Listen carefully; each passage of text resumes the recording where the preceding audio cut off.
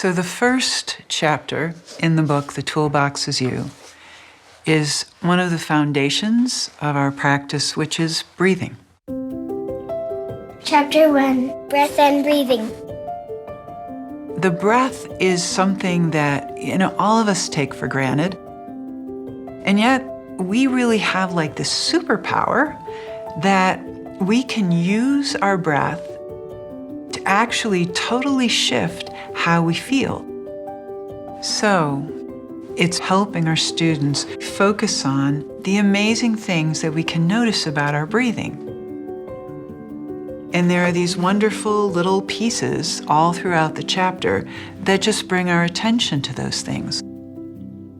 So it starts with how we can focus on the breath. Breathing may seem simple, but it's not. How do you breathe? Where do you feel your breath? How does it feel? And it's all about just building this awareness.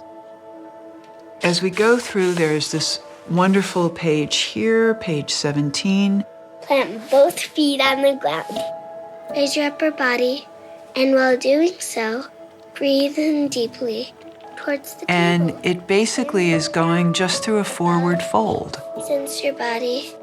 Every cell starts to soften and melt.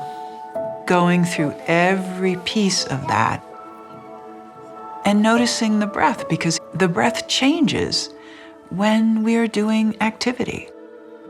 This little page, this blue page here, is an exercise that you can do very easily with your students, and it's called the 1-minute breath.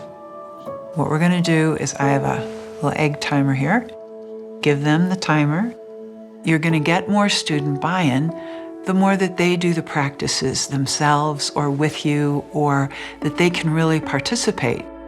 I'd like everyone to think about various coping mechanisms they use and how they affect your everyday life. And then everybody can either close their eyes or focus somewhere and just go into this counting of the breath. Count an inhale and an exhale as one breath, and then the next inhale and exhale as the second breath. And I can say, so when we were doing that breath, what did you notice? Was it hard to follow your breath? How do you feel now? Do you feel any different than when we started doing the breathing? Like we could stop all the worrying that's going around in our brain. And again, you're just getting a lot of feedback and information and interaction with your students. They feel part of this process. And so that's just a practice you could do sometime where you just feel like everybody's getting a little disorganized, and it's a great tool to just bring everybody back together. And again, the wonderful thing, this book has a little whimsies to it, so some things are upside down, so you have to turn to read the English version. Do you sense your nostrils while you're breathing in and out? This little piece here is, where do we feel that breath? Where in our bodies?